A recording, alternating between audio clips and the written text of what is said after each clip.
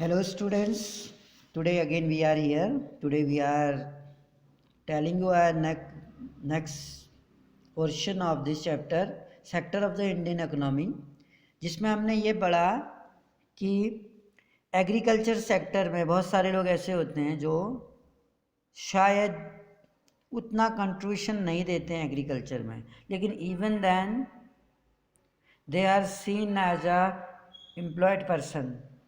पर after some time if he remove them, कुछ समय के बाद अगर हम उन्हें रिमूव कर दें तो प्रोडक्शन पे ज़्यादा इफेक्ट नहीं पड़ता है। ऐसी बेरोजगारी हम अक्सर देखते हैं। एग्रीकल्चर सेक्टर्स में सीजनल अनएम्प्लॉयमेंट देखी जाती है, जहाँ खेती करने टाइम और हार्वेस्ट करने टाइम इनको काफ़ी काम मिलता है और रेस्ट ऑफ द टाइम ये बेकार पड़े रहते हैं। Now supposing a landlord Sukharam comes and hires 1 or 2 members of family to work on his land। अब सपोजिंग करो द लैंडलॉर्ड है सुखाराम, कम्स वो आता है, एंड हायर ऑन और 2 मेंबर ऑफ हिज फैमिली को हायर करता है अपने लैंड में। Lakshmi's family is now able to earn some extra income. अब लक्ष्मी के परिवार वाले कुछ एक्स्ट्रा इनकम कमाने के लिए एबल हैं। दो wages since you do not need 5 people, हालांकि आपको 5 पीपल की ज़रूरत नहीं है टू लुक आफ्टर। एक स्मॉल प्लॉट अगर आपके पास है तो अगर छोटा हिस्सा है तो ज़्यादा लोगों को उसमें इंगेज करने की आवश्यकता नहीं है। 2 people moving out does not affect productions on their farm। In the above example 2 people may move to work, जो 2 लोग हैं may move to work in a factory। Once again the earning of the family would increase and they would also continue to produce as much from their lands।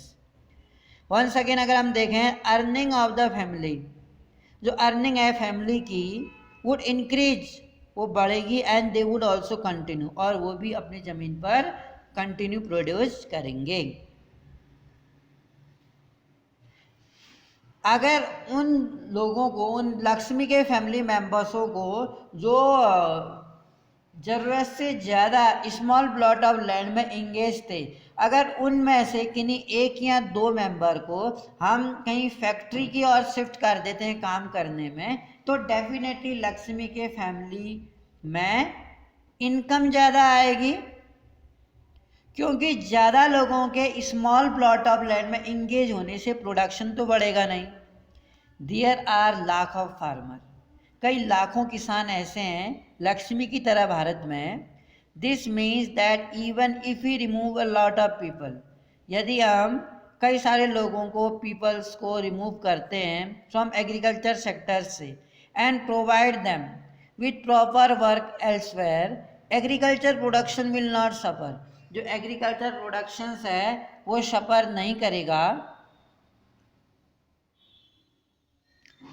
बहुत ज़्यादा members हैं जो agriculture में बिना किसी वजह के इंगेज दिखाई देते हैं, पर वो कोई कंट्रीब्यूशन नहीं देते हैं, और अगर उन्हें हम हटा भी देते हैं कुछ समय के बाद तो एग्रीकल्चर प्रोडक्शन पर ज़्यादा इफेक्ट नहीं पड़ता। द इनकम ऑफ पीपल, जो लोगों की इनकम है, who take up other work would increase the total family income. जो अदर वर्क करते हैं तो इससे उन्हें लाभ ये होगा कि उनकी फैमिली में एडिशनल इनकम आने लगेगी।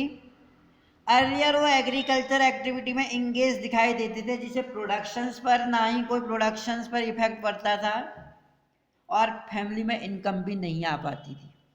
अंडर एम्प्लॉयमेंट की अगर हम बात करें, under employment can also happen, under employment भी देखी जाती है सेक्टर्स में।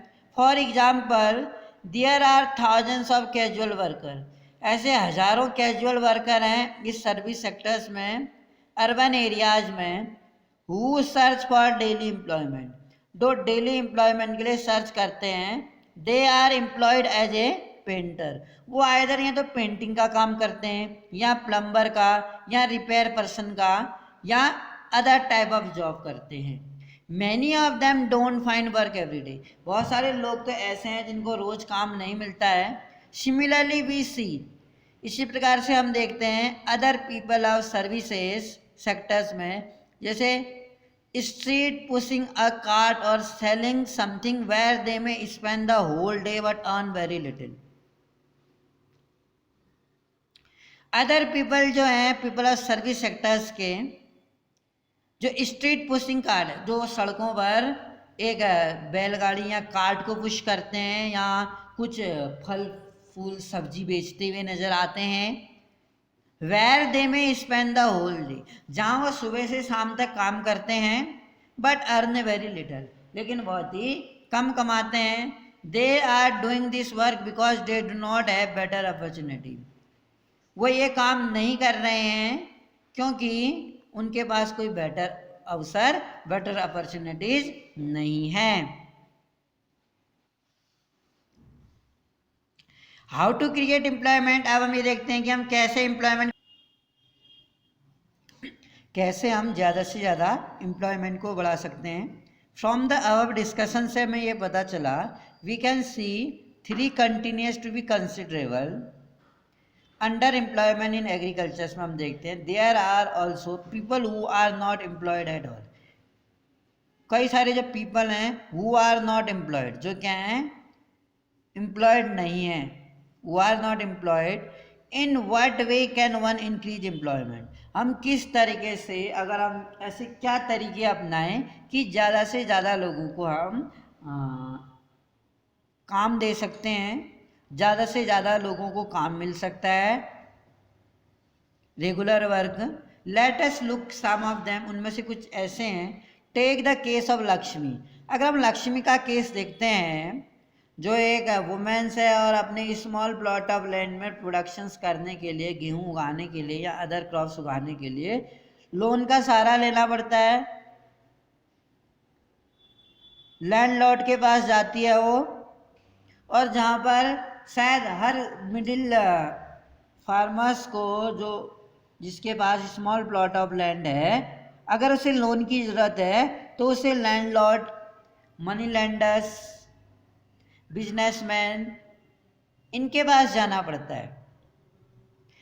अगर हमने लक्ष्मी को देखा, 2 hectare of plot of unirrigated land में the government can spend some money. जो गवर्नमेंट है वो सम मनी इन्वेस्ट कर सकती है. कैसे? The government can provide loan at easy rate of interest. Low rate of interest पर प्रोवाइड कर सकती है किसानों को.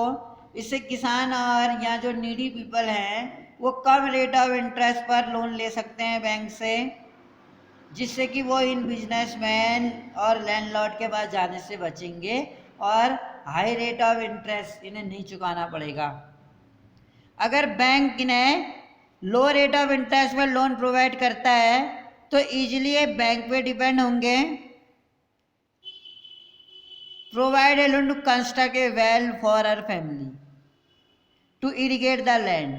अगर वो बैंक से लोन लेते हैं अपने घर में कुआं खुदवाने के लिए, जिससे कि वो अपनी लैंड को इरिगेट कर सकते हैं, Lakshmi will then be able to irrigate. और after taking loan from the bank for irrigating the field, now the Lakshmi will able to irrigate our land and take a second crop. और वो दूसरी फसल भी उगा पाएगी. Wheat during the rabi seasons में, let us suppose that 1 hectare of wheat can provide. Suppose करो 1 hectare of जो वीट है, 1 हेक्टेयर वीट उगाने के लिए सपोज करो 50 डेज के लिए 2 पीपल को एम्प्लॉयमेंट मिलता है. उसमें इंक्लूडिंग वो खेतों की जुताई करते हैं, वाटरिंग पानी डालते हैं और फर्टिलाइजर खाद डालते हैं. एप्लीकेशंस एंड हार्वेस्टिंग, यानी अगर हम 1 हेक्टेयर भूमि पर वीट प्रोडक्शंस कर रहे हैं तो डेफिनेटली 2 पीपल भी एंगेज कर रहे हैं, तो 2 पीपल्स को उसमें काम मिलेगा. सोइंग है, हार्वेस्टिंग है, वाटरिंग है, उसमें वीट्स उखाड़ने, उसमें से 2 more member of the family can be employed. 2 ज़्यादा मेंबर्सों को फैमिली में एम्प्लॉयड किया जा सकता है. Now suppose a new dam is construct. Suppose करो नया डैम कंस्ट्रक्ट होता है एंड कैनाल्स, और नहरें बनती है, और dug to irrigate many such farms, और कई सारे फार्म्स को इरीगेट करने के लिए खोदा, नहर बनाई जाती, नहर बनाने के लिए खोदना है। There could let a lot of employment, तो जो नहरें खुदेंगी, डैम्स बनने के कारण नहरों को खोदा जाएगा ताकि कई सारे बड़े एरिया को इरीगेट किया जा सके। तो इससे क्या होगा, कई सारे लोगों को एम्प्लॉयमेंट मिलेगा कुछ दिन तक। Generation with in the agriculture sector itself, reducing the problem of under employment. इस तरह से क्या होगा, जो अंडर एम्प्लॉयमेंट है वो क्या हो जाएगी, रिड्यूस हो जाएगी, कम होगी। Now suppose Lakshmi and other farmer, अब सपोज कीजिए लक्ष्मी और अन्य किसान जो है प्रोड्यूस मोर देन, पहले से ज़्यादा प्रोडक्शन करते हैं वो, तो they would also need to sell some for this, तो इसके लिए उन्हें और कुछ भी बेचना पड़ेगा। For this they may be required to transport, उन्हें क्या किया जा सकता है, they may be required to transport their product to nearby town, नज़दीक के टाउन में ट्रांसपोर्ट उस प्रोडक्शन को, अगर वो प्रोडक्शन ज़्यादा करते हैं तो लक्ष्मी और लक्ष्मी जैसे अदर किसानों को जो प्रोडक्शन ज़्यादा हुआ है उसको ट्रांसपोर्ट के द्वारा नियर बाय टाउन में पहुंचाना होगा। If the government invest some money, यदि गवर्नमेंट सम मनी इन्वेस्ट करती है इस ट्रांसपोर्टेशंस के लिए, और स्टोरेज फैसिलिटी, वेयर हाउस बनाती है, गोडाउन बनाती है, जिससे कि किसान अपने क्रॉप्स को वहाँ पे प्रिजर्व करके रख सकता है। और मेक बेटर रूरल रोड, और अगर गांव में गवर्नमेंट ने बेटर रूरल रोड बनाई, अब गांव में अगर हम देखते हैं कि गवर्नमेंट ने गांव से शहरों को ऑल वेदर रोड के द्वारा कनेक्ट किया, तो ट्रांसपोर्टेशन के कारण आसानी से गांव में जो भी प्रोडक्शन हो रहा है वो हम क्या कर सकते हैं, शहर तक ला सकते हैं। Several farmer like Lakshmi who now have access to water can continue to grow and sell these crops. The activity can provide productive employment, और इस एक्टिविटी से can provide productive employment to not just farmer but also others such as those in service. ना केवल productive farmers जो ज़्यादा उगाते हैं, जो किसान खेतों में ज़्यादा उगाते हैं, ना केवल वो बल्कि और लोग भी जो क्या करते हैं, और लोग भी जैसे ट्रांसपोर्टेशंस में जुड़े हुए हैं जो लोग, उनको भी रोजगार मिलेगा। जो ट्रांसपोर्ट और ट्रेड और जो व्यापार में जुड़े हुए हैं, जो किसानों से कम रेट में इन क्रॉप्स को खरीदते हैं और शहर में जाके मंडियों में जाके बेच देते हैं। Lakshmi need is not confined to water alone, जो लक्ष्मी की आवश्यकता है, need is not confined to water alone, केवल वाटर की नहीं, टू कल्टिवेट द लैंड को कल्टिवेट किसी और, केवल पानी ही नहीं, जो लक्ष्मी की रिक्वायरमेंट है वो केवल पानी ही नहीं बल्कि खाद, बीज है, फर्टिलाइजर खाद है, और एग्रीकल्चर इक्विपमेंट्स भी है, and pump set to draw water, पानी को खींचने के लिए। बीइंग अ पुअर फार्मर होने के नाते she can not afford many of these, वो बहुत सारी चीज़ें अफोर्ड नहीं कर सकती हैं। She will have to borrow money, वो क्या करेगी, she will have to borrow money, money को बोरो करेगी साहूकार से, and pay a high rate of interest, और हाई रेट ऑफ इंटरेस्ट लिया जाएगा लक्ष्मी के द्वारा, क्योंकि लक्ष्मी के बाद दूसरा कोई ऑप्शन नहीं है लोन लेने के अलावा।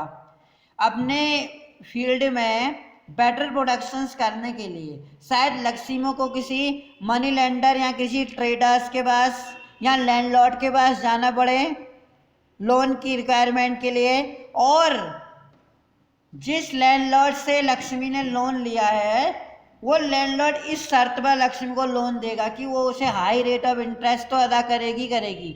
इसके साथ साथ जब उस लैंडलॉर्ड की फील्ड में हार्वेस्टिंग हो रही होगी तो लक्ष्मी को उसके खेत में कम वेजिस पर काम भी करना पड़ेगा। ऐसे इंसिडेंट हमने देखे हैं जहाँ पर रूरल लैंडलेस लेबरों को दूसरे के खेतों में काम करना पड़ता है।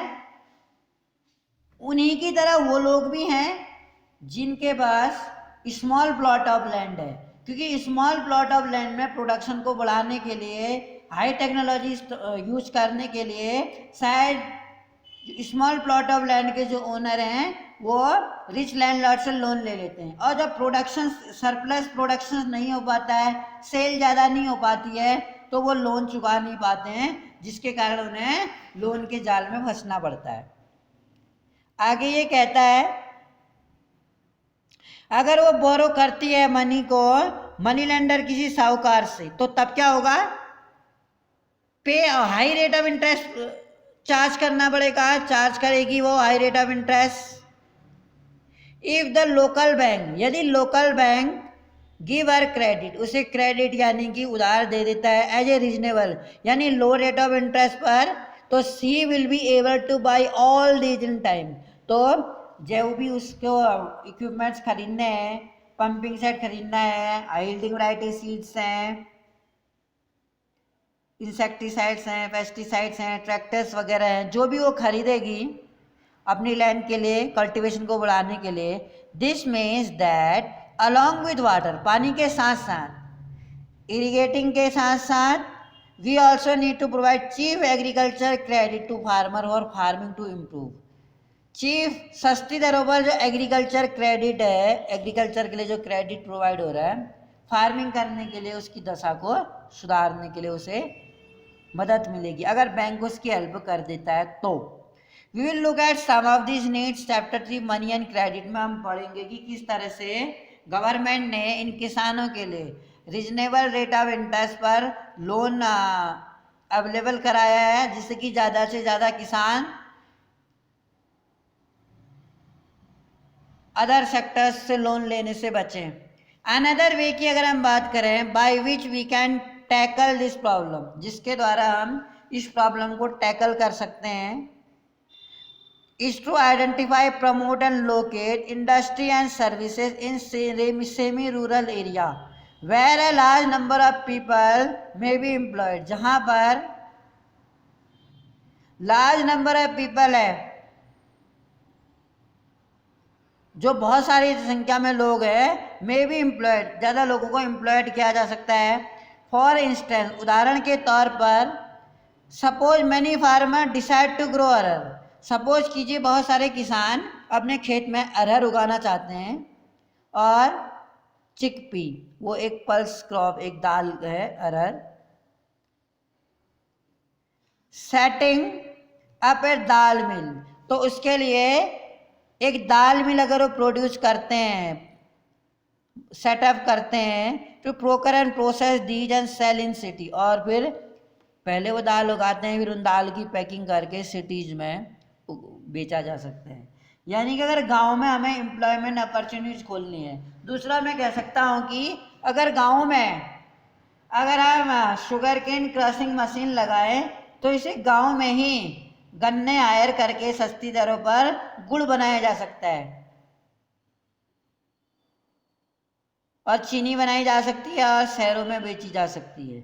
दूसरा, गांव में स्कूल खोले जा सकते हैं, जिससे कि एजुकेटेड लोगों को एम्प्लॉयमेंट मिले, और उनको जैसे उनके अकॉर्डिंग जो स्किल है, टेलरिंग का काम है, अदर टाइप ऑफ एक्टिविटीज़ हैं, वो की जा सकती है।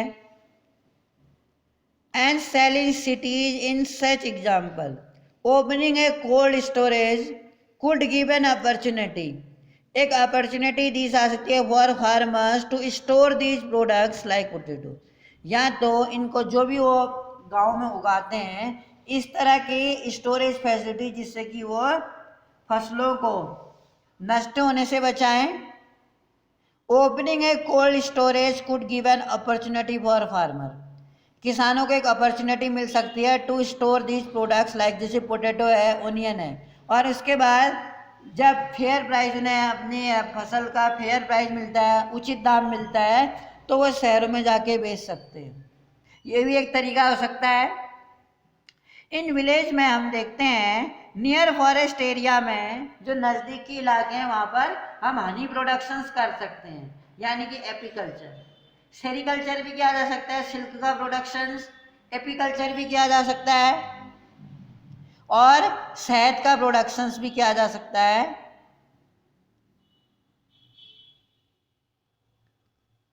एपीकल्चर वही है।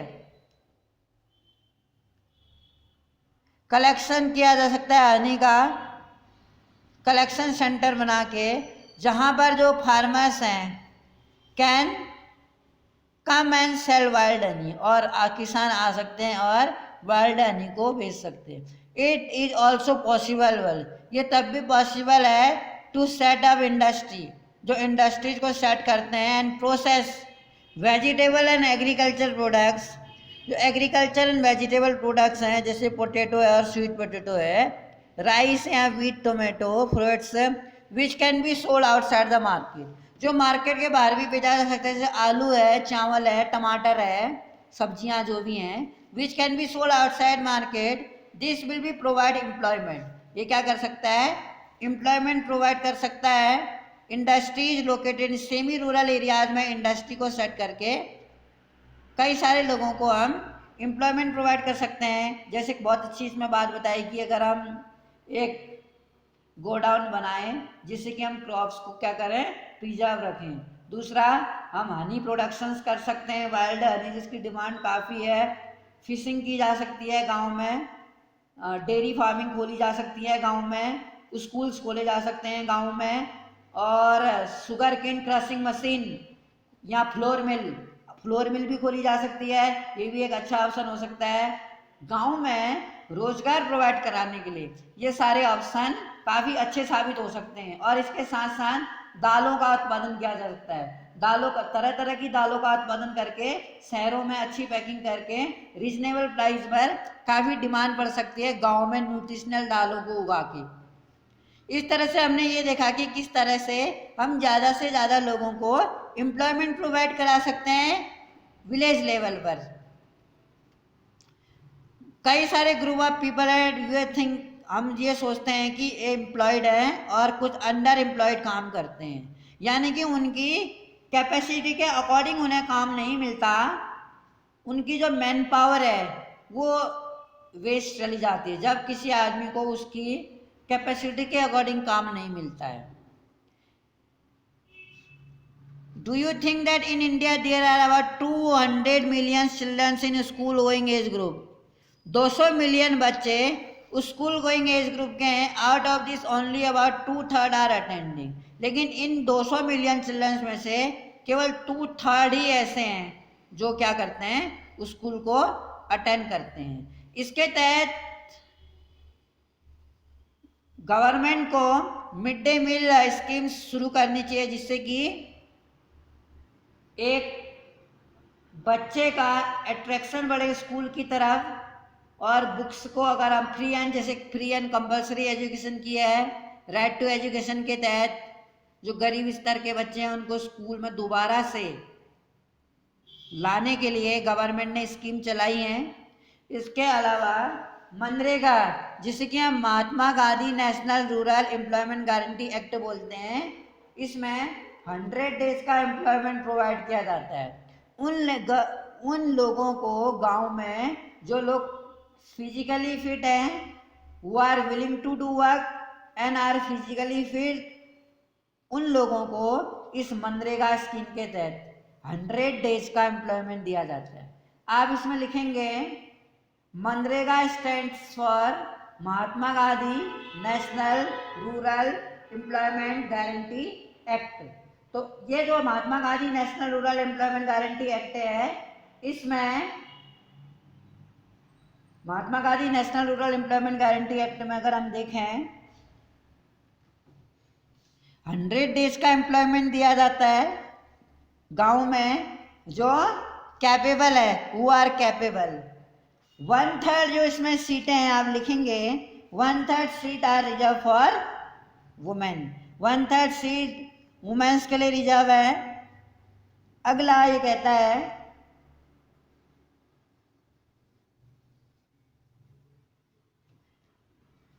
प्लांटेशंस करना, रोड कंस्ट्रक्शन करना,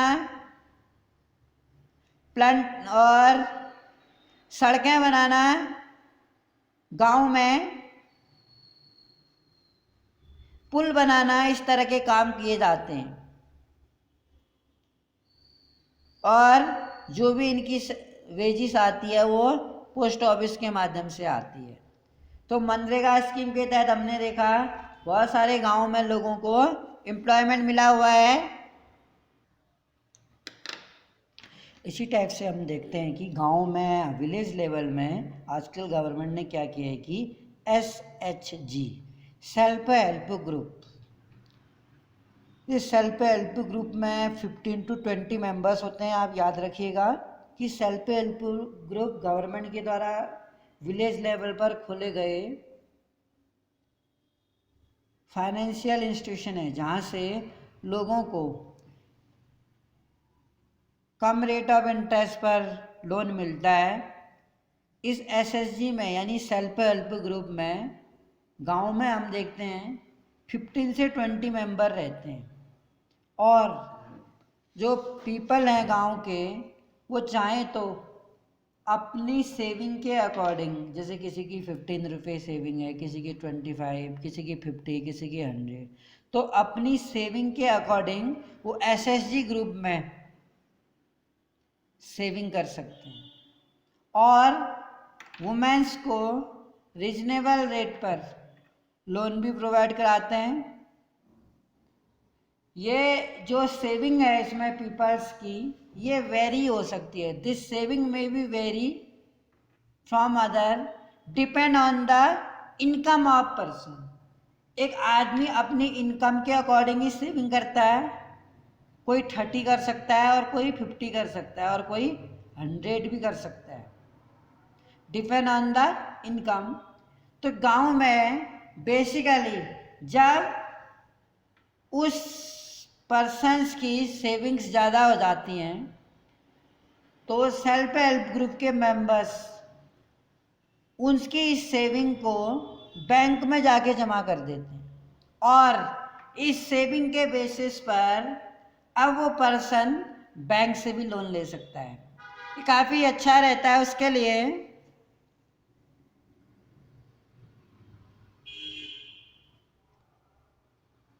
बेसिकली हम देखते हैं जो वुमेन्स होती हैं एग्रीकल्चर पर्पज़ के लिए, जैसे हाइल्डिंग वैरायटी सीड्स खरीदने के लिए, पेस्टिसाइड्स खरीदने के लिए, पंपिंग मशीन्स खरीदने के लिए, या गांव में डेयरी फार्मिंग के लिए, और या टेलरिंग के लिए, सिलाई मशीन खरीदने के लिए, इन छोटे छोटे उद्देश्यों के लिए गांव के लोग क्या करते हैं, लोन लेते हैं। तो SHG इनकी सेविंग के अकॉर्डिंग गांव में छोटी छोटी ज़रूरतों के लिए लोन भी प्रोवाइड करता है चीप रेट ऑफ इंटरेस्ट पर विदाउट एनी कोलेट्रल। यानी कि कोलेट्रल होता है जिसमें हमें बैंक में, अगर हम बैंक से लोन लेना चाह रहे हैं तो हमें कोलेट्रल यानी अपनी ज़मीन के पेपर्स या अपनी गाड़ी या गोल्ड एज ए सिक्योरिटी जमा करना पड़ता है, उसी को कोलेट्रल बोलते हैं। मतलब collateral is a asset that every person has to submit in a bank before taking the loan. Loan लेने से पहले और गारंटर भी चाहिए, बल्कि सेल्फ हेल्प ग्रुप में इस तरह से कोलेट्रल की कोई ज़रूरत नहीं पड़ती है। इसीलिए सेल्फ हेल्प ग्रुप गांव में पीपल्स के लिए क्या है, बहुत ही एडवांटेजियस है। अब गांव में जब इनकी छोटी छोटी ज़रूरतों के लिए ये लोन प्रोवाइड करता है वुमेन्स को, जब इनकी जो सेविंग्स है थोड़ा बड़ी हो जाती है तो ये लोग क्या करते हैं, SHG ग्रुप के मेंबर इनकी अकाउंट्स को बैंक में खोल देते हैं और फिर बैंक से लोन लेने के लिए कैपेबल है। ये भी देखा जाता है कि SHG not only provide the loan, loan he provide नहीं करता बल्कि गांव में मीटिंग्स भी अरेंज करते हैं गांव के लोग। जैसे उन मीटिंग्स को करके, जैसे सोशल इश्यूज है, सामाजिक मुद्दे, या डोमेस्टिक वायलेंस, या चाइल्ड एजुकेशन, या हेल्थ रिलेटेड, या सोशल प्रॉब्लम्स, सोशल इश्यूज, सामाजिक समस्याएं, सामाजिक मुद्दे, डोमेस्टिक वायलेंस, डोमेस्टिक प्रॉब्लम्स, इन पर डिस्कशन करता है SHG। आइदर ये मीटिंग्स हर महीने या हर वीक हो सकती है, every week this meeting else. इस तरीके से जो सेल्फ हेल्प ग्रुप है वो काफ़ी एडवांटेजियस है। इसके अलावा अगर हम बात करें ग्रामीण बैंक ऑफ बांग्लादेश, जैसे हमारे इंडिया में ग्रामीण बैंक है, उत्तराखंड ग्रामीण बैंक, या हर स्टेट का अपना एक ग्रामीण बैंक होता है, ऐसे ही हमारी नेबरिंग कंट्री बांग्लादेश में भी एक ग्रामीण बैंक है। तो जो ग्रामीण बैंक है बांग्लादेश में, यहाँ पर कई सारे लाख लोगों ने क्या किया है, सेविंग की है।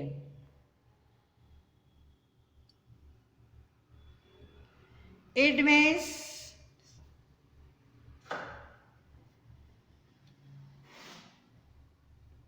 जो मोहम्मद यूनुस थे, मोहम्मद यूनुस क्या थे, फाउंडर ऑफ ग्रामीण बैंक ऑफ बांग्लादेश, जिन्हें 2006 का नोबेल प्राइज भी मिला हुआ है।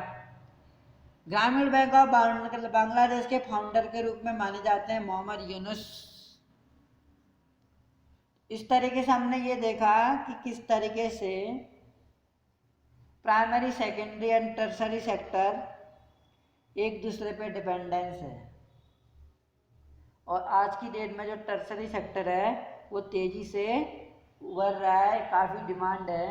1973 तक हमने ये देखा कि एग्रीकल्चर जो सेक्टर था वो ज़्यादातर लोगों को क्या दे रहा था, एम्प्लॉयमेंट दे रहा था। लेकिन हमने एक फैक्ट ये पढ़ा था बेटा कि एग्रीकल्चर सेक्टर में आधी से ज़्यादा पॉपुलेशन क्या है, एग्रीकल्चर में इंगेज है, लेकिन उसका जो जीडीपी में योगदान है वो काफ़ी कम है। वहीं पर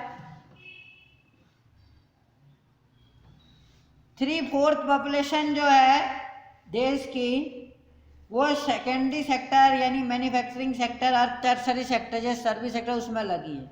लेकिन इन दोनों सेक्टरों का जो जीडीपी में योगदान है वो देश की पॉपुलेशन का आधे से भी ज़्यादा है। तो बेसिकली हमने ये देखा जिस सेक्टर में अगर ज़्यादा लोग हैं भी, अगर प्रोडक्शन ज़्यादा नहीं हो रहा है,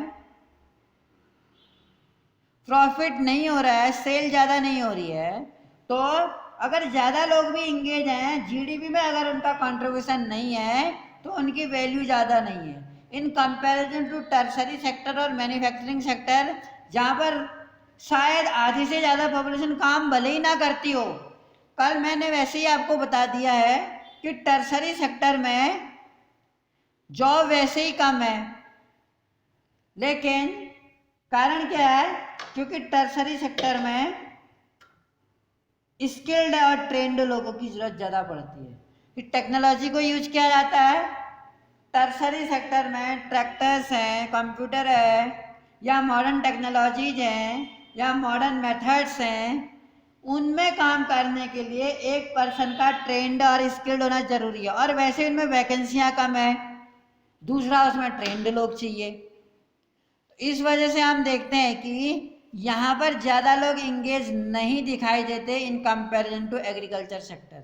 एग्रीकल्चर सेक्टर में हमें बहुत ज़्यादा लोग एम्प्लॉयमेंट में करते हुए दिखाई देते हैं। फिर हमने ये भी पढ़ा कि आखिर कारण क्या है आज की डेट में कि ज़्यादा से ज़्यादा लोग टर्सरी सेक्टर की ओर मुड़ रहे हैं। तो हमने ये पढ़ा था कि आखिर रीजंस क्या हैं कि आज हर सेक्टर्स में टर्सरी सेक्टर ही ज़्यादा ग्रो अप कर रहा है, जबकि अगर हम एग्रीकल्चर सेक्टर देखें और मैन्युफैक्चरिंग सेक्टर देखें, मैन्युफैक्चरिंग सेक्टर्स में एग्रीकल्चर सेक्टर्स रॉ मटेरियल देने का काम करता है। ये तो हमने जाना कि अगर हम बात करें फॉरेस्ट की, वही फर्नीचर तभी बनेगा जब फॉरेस्ट अवेलेबल होंगे, या फॉरेस्ट, और बहुत सारी दवाइयाँ बनती हैं फॉरेस्ट से, हर्ब्स के द्वारा, मेडिकल प्लांट्स हैं बहुत ज़्यादा, तुलसी है, जैसे नीम है, यानी मिंट है। तो इस तरह से हम ये देखते हैं कि एग्रीकल्चर हम देखते हैं, गन्ना, अगर गन्ना अवेलेबल है तभी जैगरी और शुगर बनेगा, ठीक हो गया। मस्टर्ड है तभी मस्टर्ड ऑयल बनेगा, ऐसे सनफ्लावर है, सनफ्लावर से सनफ्लावर ऑयल बनेगा। यानी जो इंडस्ट्रियाँ क्रॉप्स पे डिपेंड है, एग्रीकल्चर पे, याद रखिएगा, उनको हम एग्रो बेस्ड इंडस्ट्री बोलते हैं, जो कृषि पर डिपेंड है। वीट है आपका, राइस है, सनफ्लावर है, मस्टर्ड है, शुगर केन है, ग्राउंडनट है, there are so many, soybean है जो ऑयल बनाते हैं। इट मीन्स आखिर कारण ऐसे कौन से होंगे कि आज की डेट में सिंस बिगेनिंग के मुकाबले में ये जो टर्सरी सेक्टर है वो ज़्यादा उभर के आ रहा है। जहाँ जहाँ मैंने आपको बताया पिछले 2 दिनों में मैंने आपको ये कहा कि यहाँ पर सर्विस सेक्टर जो ज़्यादा उभर के आ रहा है, पुलिस स्टेशन है, कोर्ट है, बैंक हैं, एटीएम्स हैं, तो ये जो हम देख रहे हैं, स्कूल्स हैं, हॉस्पिटल्स हैं, इनका तेजी से क्या हुआ है, इनकी डिमांड बढ़ी है। जैसे शहर मेट्रोपोलिस सिटी का विकास हुआ है, बड़े बड़े शहरों में हॉस्पिटल्स हैं, होटल्स हैं, स्कूल्स हैं, शॉपिंग मॉल्स हैं, बैंक हैं, एटीएम बूथ हैं, तो ये ज़्यादा बढ़ने से कोर्ट वगैरह हैं, ये सेवा देने वाले क्षेत्र हैं। इट मीन्स जितने ज़्यादा इनकी डिमांड बढ़ी सर्विस सेक्टर में, इन लोगों की डिमांड बढ़ी। दूसरा, जैसे ही एग्रीकल्चर सेक्टर्स के बहुत सारे रॉ मटेरियल के रूप में मैन्युफैक्चरिंग में यूज होने लगे, तो हमने देखा जो भी एग्रीकल्चर प्रोडक्ट क्रॉप्स थे वो ट्रांसपोर्ट के द्वारा मैन्युफैक्चरिंग इंडस्ट्री में ट्रांसपोर्ट किए गए। जो भी ट्रेड है आजकल, व्यापार हो रहा है, यातायात है, स्टोरेज फैसिलिटीज आजकल है कि जब सही फेयर प्राइस मिलेगा तब उन्हें बेचना है। हमने ये देखा और इसमें एक ग्रेटर डेवलपमेंट देखने को मिला हमें प्राइमरी सेकेंडरी सेक्टर में। मोर वुड बी डिमांड फॉर, और प्राइमरी और सेकेंडरी सेक्टर को जो जोड़ने का काम आपका कर रहा है, that is a service sector कर रहा है वो। थर्डली अगर हम देखें, तीसरा कारण, दूसरा कारण है कि आज की डेट में एग्रीकल्चर और मैन्युफैक्चरिंग को जो जोड़ रहा है वो है आपका ट्रांसपोर्ट है, ट्रेड आ गया और स्टोरेज फैसिलिटीज हो गई। इन चीज़ों में ग्रोथ होने से, ऑल वेदर रोड ट्रांसपोर्टेशन अच्छा होने से, टेलीकम्युनिकेशन होने से, कहीं ना कहीं इन तीनों सेक्टर्स में सर्विस सेक्टर ज़्यादा तेज़ी से उभर रहा है। भले ही लोग स्किल्ड ज़्यादा ना हो, ट्रेंड ज़्यादा ना हो, और ट्रेंड ज़्यादा ना होने से ज़्यादा लोगों को जॉब प्रोवाइड नहीं हो पाता है इस सेक्टर में। थर्डली हम देख रहे हैं जैसे ही पर्सन की इनकम बढ़ती है, third, as income level rise certain section of people start demanding many more services. कई सारे जो सेक्शन ऑफ पीपल हैं वो डिमांड रख देते हैं मैनी मोर सर्विसेज। जैसे सपोज करो हमारी इनकम बढ़ जाती है, तो हमारी इनकम बढ़ने से हमारा लिविंग स्टैंडर्ड बढ़ जाता है। जीवन स्तर जब बढ़ेगा, हम लोग अच्छा पहनना शुरू कर देंगे, अच्छा खाना खाएंगे और ट्रैवलिंग करेंगे, गाड़ी हमारे पास होगी, तो टूरिज्म हम करेंगे, अच्छा खाएंगे, अच्छा पहनेंगे, शॉपिंग करेंगे, प्राइवेट हॉस्पिटल्स में अपना इलाज कराएंगे, प्राइवेट स्कूल में बच्चों को पढ़ाएंगे, और प्रोफेशनल ट्रेनिंग, और ट्रेनिंग भी हम प्रोफेशनल देंगे, जिससे कि भले ही ज़्यादा इन्वेस्टमेंट हम प्रोफेशनल ट्रेनिंग में कर रहे हैं क्योंकि इनकम ज़्यादा है। जिन पेरेंट्स की इनकम अच्छी होती है वो अपने बच्चों को अच्छा प्रोफेशनल कोर्स कराते हैं जिससे कि फ्यूचर में बच्चों को अच्छी जॉब मिले। You can see this changes quite sharply. बड़े बड़े शहरों में इस तरह के चेंजेस हम आसानी से देखते हैं। फोर्थली हम ये देख रहे हैं ओवर द पास्ट डिकेड्स में are so certain new services such, कई नई सेवाएं जो हैं based on information communication technology पे डिपेंड है, जो हैव बिकम इम्पोर्टेंट, जो इम्पोर्टेंट और इसेंशियल है। The production of these services has been rising rapidly. जो प्रोडक्शन है इन सेवाओं का हैज बीन राइजिंग, ये तेजी से बढ़ रहा है। इन चैप्टर 4 में हम ये देखते हैं examples of these new services, ये जो नई सेवाएं हैं, और सीजन फॉर द एक्सपेंशन। हमने ये देखा फोर्थली, बड़े बड़े शहरों में टेलीकम्युनिकेशन, आज हम देखते हैं 4G के युग में हर कोई मोबाइल इस्तेमाल कर रहा है, इंटरनेट इस्तेमाल कर रहा है, सभी जो टेस्ट वगैरह हैं, रिटर्न टेस्ट, वो ऑनलाइन हो रहे हैं आज की डेट में, हम सभी काम ऑनलाइन करते हैं आज की डेट में। तो जो इंफॉर्मेशन टेक्नोलॉजी का ज़माना है, एक इम्पॉर्टेंट और इसेंशियल ज़रूरी हो गया है। जो प्रोडक्शंस हैं, सर्विसेज जो हैं, तेज़ी से बढ़ती जा रही हैं, और ये एग्जाम्पल हम जैसे नई नई सेवाएं का क्या हो रहा है, विकास हो, नई नई सेवाएं। आज हम ऑनलाइन शॉपिंग करते हैं, ऑनलाइन चीज़ों को मंगाते हैं हम लोग। However, you must remember that not of all the sector is growing. हालांकि हम ये देख रहे हैं कि जो तीनों ही सेक्टर हैं, प्राइमरी, सेकेंडरी एंड टर्सरी, ये तीनों ही इक्वली नहीं बढ़ रहे हैं। Service sector in India employ many different kind of people. जो सर्विस सेक्टर है इंडिया में, employ many different kind of people वो करते हैं। At one age there are limited number of services, ये कहीं भी limited number of services that employ highly skilled and educated workers. जो लिमिटेड नंबर ऑफ सर्विसेज हैं, कम मात्रा में है जो सर्विसेज, तो जो कम मात्रा में है सर्विसेज, इट मीन्स उन कम जो सर्विसेज हैं उनके लिए हमें एक स्पेशल टाइप ऑफ स्किल भी होना पड़ेगा। अगर हमारे पास वो स्पेशल टाइप का स्किल है, तब हमें वो जो संख्या में कम भी हैं इसकी एम्प्लॉयमेंट, फिर भी हमें वो मिल सकता है क्योंकि हमारे पास वो स्किल है। There are very large number of worker, ऐसे भी हैं, बहुत सारे लाखों लोग हिंदुस्तान में ऐसे हैं, engage in services such as small shopkeeper, जो छोटे छोटे किसान हैं, रिपेयर पर्सन जो रिपेयर करते हैं, ट्रांसपोर्ट पर्सन ट्रांसपोर्ट करते हैं। These people barely manage to earn living and yet they perform these services because no alternative. जो पीपल है barely मैनेज करते हैं, इतना कम इन्हें मिलता है अर्निंग की, ये सेविंग भी नहीं कर पाते हैं अपनी मंथली, yet they perform, इसके बावजूद भी वो ये सर्विसेज, ये सेवाएं करते हैं क्योंकि वो मजबूर हैं, they are compelled, क्योंकि उनके पास बेटा अपॉर्चुनिटीज नहीं है। They have no opportunity to shift from this job where they get very meager income, they can't save their money, अपना पैसा सेव नहीं कर पाते हैं इसमें, और वो इस काम से दूसरी और शिफ्ट भी नहीं हो पाते क्योंकि उनके पास कोई दूसरी अपॉर्चुनिटी, कोई अल्टरनेटिव चॉइस नहीं होती है। Only a part of this sector is growing, केवल ये सेक्टर जो इम्पोर्टेंस रखता है हिंदुस्तान।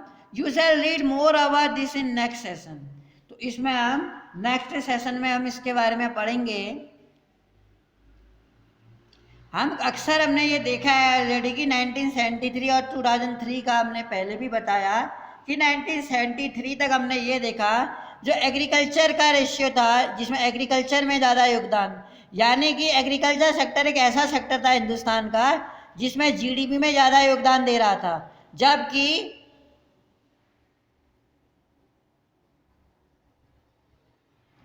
2003 में हमने ये देखा हालांकि हाफ से ज़्यादा लोग एग्रीकल्चर सेक्टर में इन्वॉल्व है, लेकिन इसके बावजूद भी इसका जो जीडीपी में योगदान हम देख रहे हैं, टर्सरी सेक्टर का हम जीडीपी में योगदान ज़्यादा देख रहे हैं।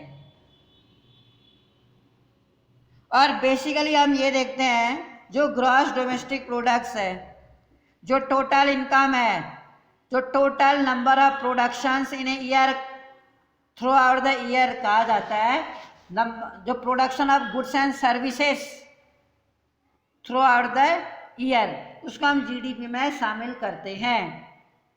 इसी तरह से हमने इसमें देखा कि किस तरीके से